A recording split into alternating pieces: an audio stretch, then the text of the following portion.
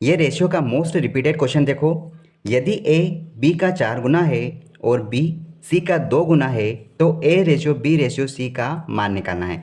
देखो पहले स्टेटमेंट में क्या कहा कि ये जो ए है ये बी का 4 गुना है, मतलब ए की जो वैल्यू है ये बी की वैल्यू पर डिपेंड है। अगर मैं बी की वैल्यू को 1 मानता हूँ, फिर स्टेटमेंट के अनुसार हम बनाते हैं कि ये जो ए है बी का 4 गुना है, तो बी का 4 गुना मतलब कि इसकी वैल्यू यहाँ पर 4 होना चाहिए।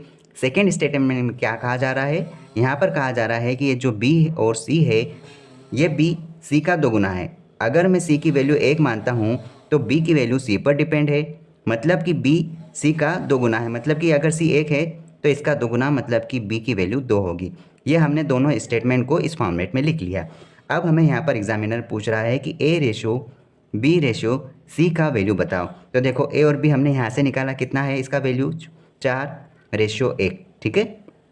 यहाँ पर बी रेशियो सी का वैल्यू, मतलब बी का वैल्यू फिर से दे गया, मतलब कि हम इसके नीचे बी का वैल्यू लिख रहे हैं। यहाँ पर लिखा 2:1। अब यहाँ पर देखो यहाँ पर भी स्पेस खाली है और यहाँ पर भी खाली है, तो हम क्या करेंगे, इसके पास का वैल्यू यहाँ पर लिखा जाता है। मतलब बी की वैल्यू 1 है तो यहाँ पर भी सी की वैल्यू आप 1 लिखो। यहाँ पर ए की वैल्यू कुछ भी नहीं है तो हमें यहाँ पर इसको फिल करने के लिए बी की वैल्यू इसके पास है, तो यहाँ पर बी की वैल्यू 2 को यहाँ इस प्रकार से लिख देंगे।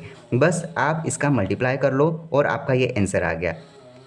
4 दूना 8, 2 एकम 2 और सी का वैल्यू यहाँ पर 1 एकम 1 आ गया। अगर ये और भी सॉल्व होता तो हम इसको और भी सरलतम रूप में लिख सकते थे।